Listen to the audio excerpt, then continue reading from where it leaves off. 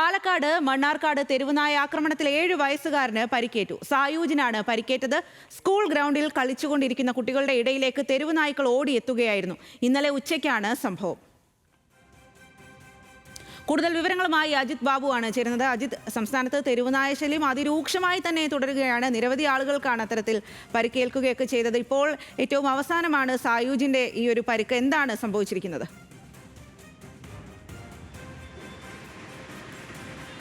GLP വിയക്കുറിശി സ്കൂളിൻ്റെ ഗ്രൗണ്ടിൽ വെച്ചാണ് സായൂജിന് ഇത്തരത്തിൽ തെരുവുനായയുടെ കടിയേൽക്കുന്ന സാഹചര്യം ഉണ്ടായത്. സായൂജിൻ്റെ വീട് അവിടെ തൊട്ടടുത്ത് തന്നെയാണ്. സായൂജ് പഠിക്കുന്നതും ഈ സ്കൂളിൽ തന്നെയാണ്. ഇന്നലെ സ്കൂൾ അവധിയായിരുന്നു, ഞായറാഴ്ചയായിരുന്നു. കൂട്ടുകാരും ഒപ്പമൊത്ത് കളിക്കാനായി സ്കൂൾ ഗ്രൗണ്ടിൽ എത്തിയതാണ്. ഈ സമയത്താണ് തെരുവുനായ ഓടി വരുന്ന സാഹചര്യം ഉണ്ടായത്. മറ്റു കുട്ടികളെല്ലാം ഓടി, പക്ഷേ സായൂജ് ഓടുന്നതിൻ്റെ ഇടയിലും തെരുവുനായയുടെ കടി ഏൽക്കുകയായിരുന്നു. ഇത്തരത്തിൽ മുട്ടിനുൾപ്പെടെ ആണ് പരിക്കേൽക്കുന്ന സാഹചര്യം ഉണ്ടായത്.